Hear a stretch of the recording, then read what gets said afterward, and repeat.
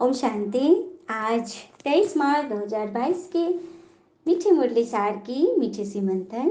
बाबा ने कहा, मीठे बच्चे, कोई भी कर्म विकर्म न बने, इसकी पूरी संभाल करनी है। कदम कदम भगवान की श्रीमत में आकर फिर कर्म में आना है। मतलब श्रीमत सुनकर कर्म में आना है। तो कैसे करेंगे? कोई भी कर्म विकर्म न बने तो कहाँ लौट जाते हैं? बचपन की अवस्था में। और आज की मुरली का गीत भी है, बचपन के दिन भुला न देना। क्यों बोलते हैं बाबा बचपन के दिन मत भूलना? क्योंकि जब हम बचपन में होते हैं ना, बच्चे रूप में होते हैं, तो माता पिता का हाथ पकड़ कर चलते हैं। कदम कदम कोई भी बात होती है तो तुरंत ही माता पिता को बता देते हैं और खुद निश्चिंत खेलने कूदने लग जाते हैं। तो अभी ये हमारे ईश्वरीय बचपन है। क्योंकि जब हम बड़े हो गए, अपनी मत पे चले, तो क्रोध लोभ मोह अहंकार सब पाल लिए, जबकि बचपन में ये सब चीजें नहीं होती थी। इसीलिए अब हम भगवान की गोद लिए हैं, भगवान का बच्चा बने, तो अपने बचपन को नहीं भूलना है।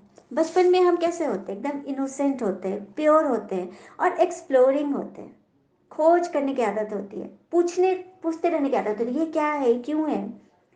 बाबा ने जो संसार दिया उसे एक्सप्लोर करना है, अंडरस्टैंडिंग करनी है, हाँ, उसे रिलेट करना है, सीखते जाना है।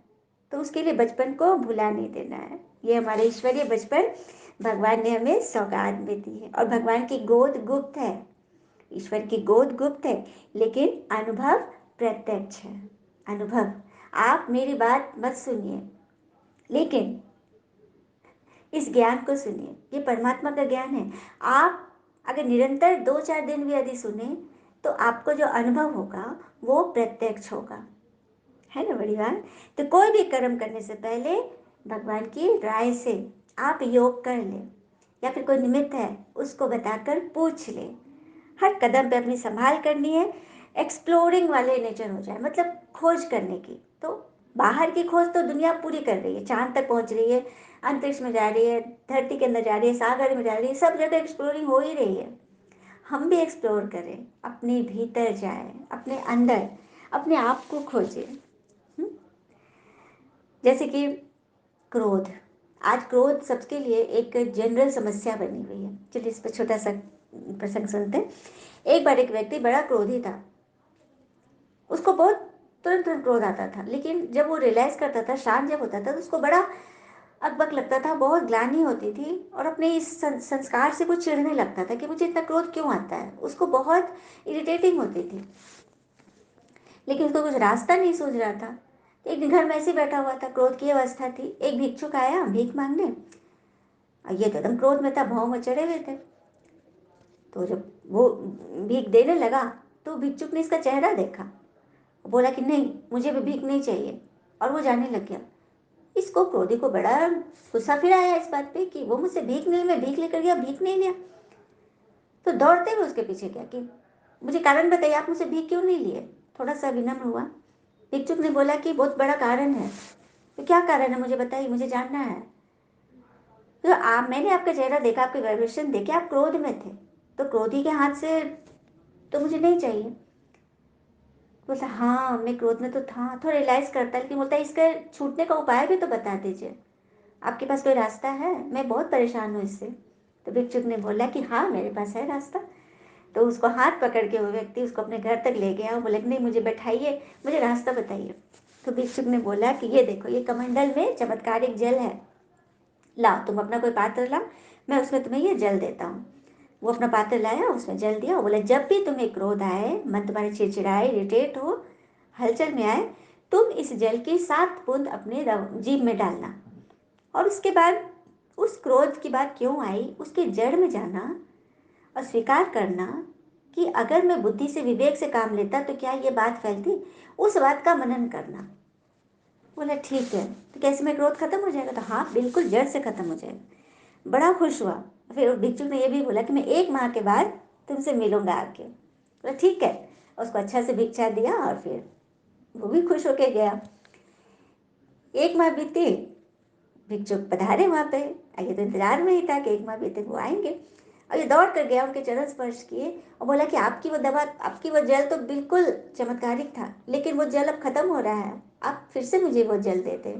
वो चमत्कारिक जल। भिक्षुक मुस्कुराता है, मतलब वो कोई चमत्कारिक जल नहीं था, वो साधारण जल था। बोलते हाँ, हाँ साधारण जल था, लेकिन लेकिन मेरे में तो परिवर्तन आ गया, मैं तो क्रोध से बहुत परसेंटेज मेरा कम हो गया। तो भिक्षुक ने बोला, पता है, क्रोध क्रोध किस चीज का परिणाम है? तात्कालिक प्रतिक्रिया का परिणाम है। कोई कुछ बोलता है, आप तुरंत रिएक्ट करते हो, ये उसी का परिणाम है। तो जब भी मन में व्यर्थ आया, तुमने इस जल को के साथ बूंद लेकर ये विचार डाला कि मेरा क्रोध अब शांत होगा। और फिर मैंने बोला था ना कि जड़ को पकड़ना, विवेक से काम लेना। तुमने ये काम किया, तुमने शांति की साधना की। जैसे हम अपना होश छोड़ देते हैं ना, तो हमारी भावना, जिस वक्त क्रोध की प्रत्युत्तर देने की जो भावना थी, वो हमें नियंत्रित करने लगती है। हाँ, तो हमारा होश हम खो देते हैं, बेहोश हो जाते हैं। बेहोशी में हमसे ये काम हो जाता है क्रोध में। फिर जब होश में आते हैं तो हमें ग्लानि होती है। तो तुमने वही कि जब भी क्रोध आया, तुमने अपने ऊपर अटेंशन दिया, टेंशन में सिर्फ ए लगा दिया, अटेंशन, तो हो गई ना साधना। इसी को तो कहते हैं, हाँ, अपने ऊपर अटेंशन रखना, होश नहीं खोना। तो यहाँ भगवान हमसे क्या कह रहे हैं? यही तो कह रहे हैं, जब भी कर्म विकर्म बनने लगे, कोई कारण से हम फंसने लगे, चिढ़ने लगे, क्रोध करने लगे, मोह लोभ में आने लगे, तो बस साधना करनी है, भगवान से बातें करनी है, योग करना है, किसी निमित्त से बात करना है, कदम कदम भगवान की श्रीमत पर अपने बचपन के दिनों में रहना है।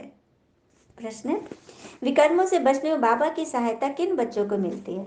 तो भगवान की सहायता किन को मिलती है?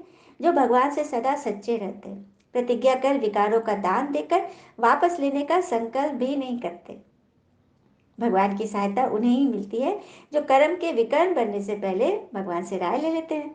और भगवान है विनाशी सर्जन, डॉक्टर। डॉक्टर से यदि हम अपनी बीमारी छिपाएंगे, तो वो बीमारी तो बढ़ती जाएगी। उसी तरह से भगवान से सब कुछ बता देना है, सब कुछ शेयर करना। अर्थात देखो, परमात्मा तो अंतर्यामी, वो वैसे भी सब कुछ जान रहे, लेकिन भगवान हमें कहते हैं कहने के लिए, पत्र लिखने के लिए, ताकि हम रियलाइज करें कि हाँ, हमसे ये गलती हुई है।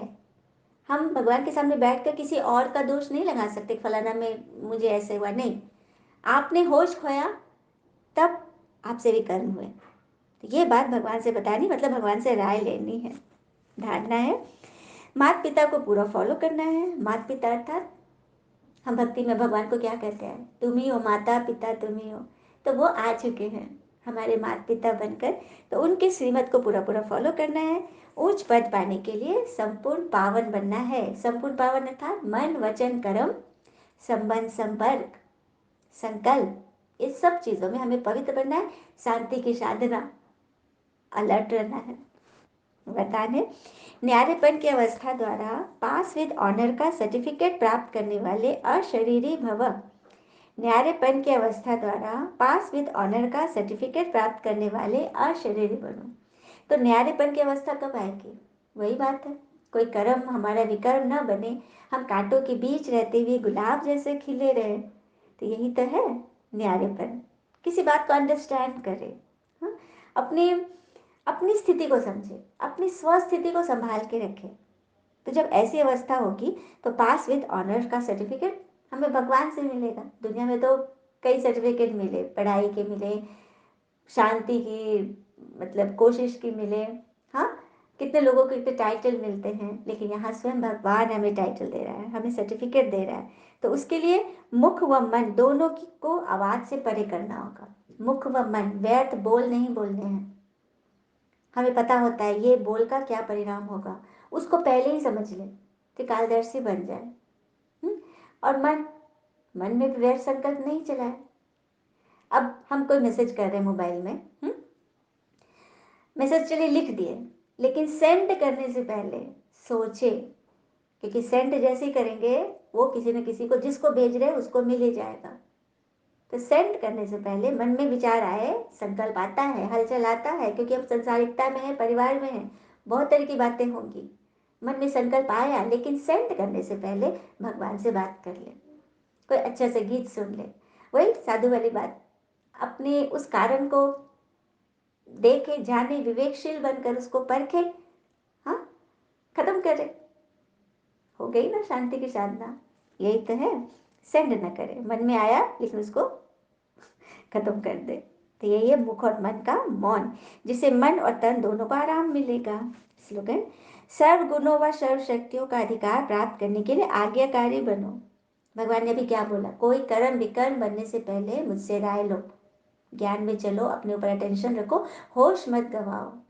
तो बस इसी में आज्ञाकारी बनना है, भगवान की आज्ञा पे चलना, अपने लिए चलना है, अपने आप में सुधार करना, अपने संबंधों में मिठास घोलना है।